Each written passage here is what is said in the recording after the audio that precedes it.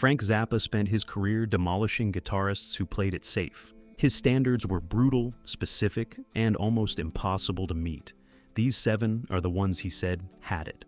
Well, I think my favorite guitar player working in rock and roll today would be Allan Holdsworth. Number 7. Johnny Guitar Watson. Before funk swallowed everything whole, one guitarist was already doing things no one had a name for yet. He bends notes so far off the grid that other players stop mid-sentence when they hear it for the first time. The tone is raw, the phrasing is cruel in the best possible way, and the timing sits in a pocket so deep, most musicians never find the bottom of it. Zappa talked about Watson repeatedly, not as an influence, but as proof that the electric guitar could be genuinely dangerous. Watson once said, "I was playing space music before anybody called it that." Zappa heard that danger early and never forgot it. Watson lands here because without him, half of what followed has no foundation to stand on. Watson was operating in territory so far outside the mainstream that the mainstream hadn't invented the language to dismiss him yet. He records in the early 1950s, when the electric guitar is still being defined, and immediately starts redefining it in directions no one anticipated. His influence runs through funk, R&B, and the wide-open electric playing that Zappa himself would later push into completely different shapes. Zappa didn't hand out admiration, he handed out verdicts. Watson's verdict was genius, and that verdict does not expire. Number 6. Wes Montgomery. There is a technique so difficult that most conservatory-trained guitarists quietly give up on it after a few weeks. Playing full octaves, cleanly, fluidly, at tempo, using only the thumb, no pick, sounds simple until you try it once. Wes Montgomery does it on every single track and makes it sound inevitable. His recorded output across the 1950s and 60s set a standard in jazz guitar that players and critics have been measuring against ever since. Zappa was not a jazz purist, which is exactly why his admiration for Montgomery carries weight. If a man who spent his life rejecting conventional taste stops and calls your playing genius, that is not a compliment handed out lightly. Montgomery once said, "I never practice, I just play." That line sounds casual. It is not. It describes a level of internalization so complete that the boundary between practice and performance has dissolved. Zappa built entire bands around the idea that real musicianship has to be automatic, reflex level, and unthinking under pressure. Montgomery reached that level on an instrument he taught himself, in a genre that rewards formal training above almost everything else. Zappa saw that and recognized it for exactly what it was, the real thing, with nothing performed about it. Number 5. Allan Holdsworth. Some guitarists are ahead of their time.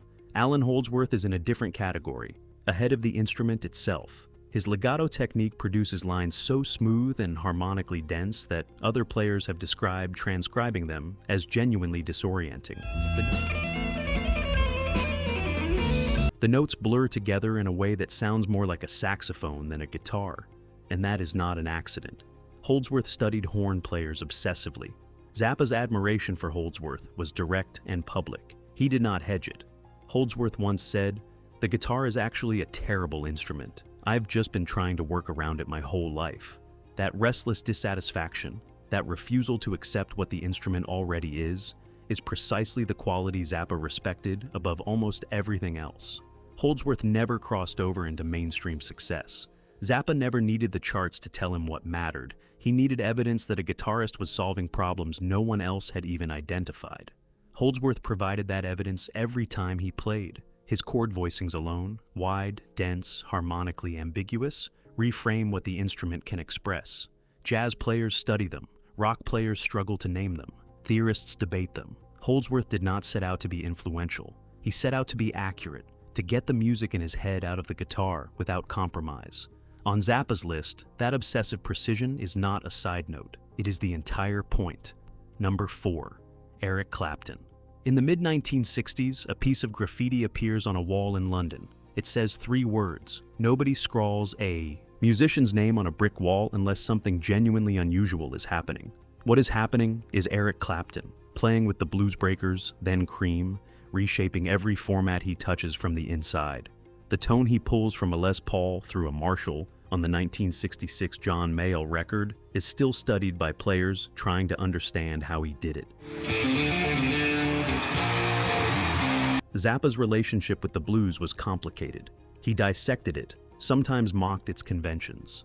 But Clapton's execution, the intonation, the vibrato, the absolute control under pressure, cleared every filter Zappa had. Clapton once said, "The guitar chose me, I didn't choose it." Zappa would have dismissed that from almost any other player as romantic nonsense. From Clapton, it lands differently, because the evidence on record supports it. There is a naturalness to Clapton's phrasing that no amount of practice fully explains. Notes arrive at exactly the right moment, with exactly the right weight. Zappa had a precise ear for the difference between someone who learned to play and someone who simply plays. Clapton sits on the right side of that line, and Zappa knew it the moment he heard him. Number 3, Jimi Hendrix. There is a moment at the Monterey Pop Festival in 1967 that changes the entire trajectory of the electric guitar. A performer walks on stage largely unknown to the American audience. He walks off as something the music world has no vocabulary to describe. Hendrix plays left-handed on a right-handed instrument, restrung and inverted, and produces sounds from it that engineers spend years trying to recreate artificially. Hendrix once said, "Music doesn't lie. If there is something to be changed in this world, then it can only happen through music." Zappa and Hendrix moved in the same orbit during the late 1960s, two musicians completely uninterested in doing what was expected of them. Zappa's admiration was grounded in something specific, not the mythology or the showmanship, but the phrasing. The way Hendrix structured a solo was genuinely compositional. Here is what nobody talks about enough. Hendrix was not improvising randomly.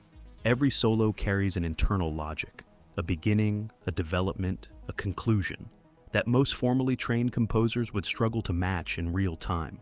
Zappa was a composer first. He heard Hendrix the way a composer hears another composer, not as a guitarist doing impressive things, but as a mind-organizing sound with genuine intention behind every decision.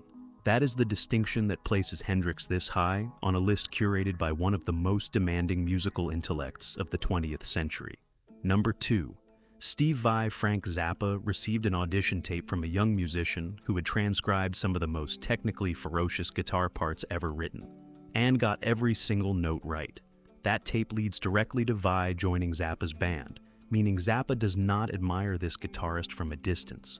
He works with him, tests him every night on stage, and watches him perform under the most demanding conditions imaginable.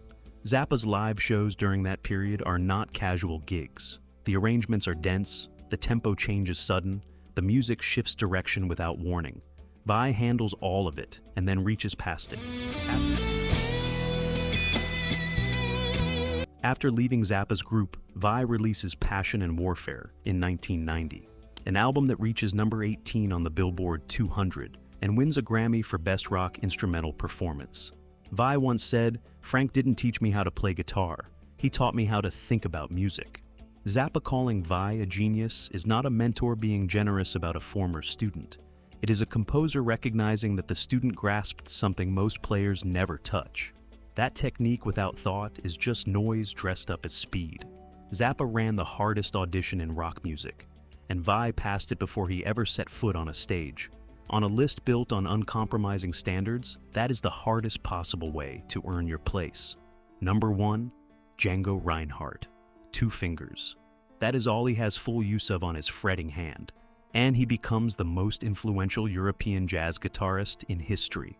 A caravan fire in Belgium in 1928 severely damages Django Reinhardt's left hand. His ring finger and little finger are fused, partially paralyzed. Every medical understanding of what a guitarist needs says his career is over before it begins. He rebuilds his entire technique from nothing, relearning with only 2 working fingers, and develops a style so distinctive that no one before or since has fully replicated it.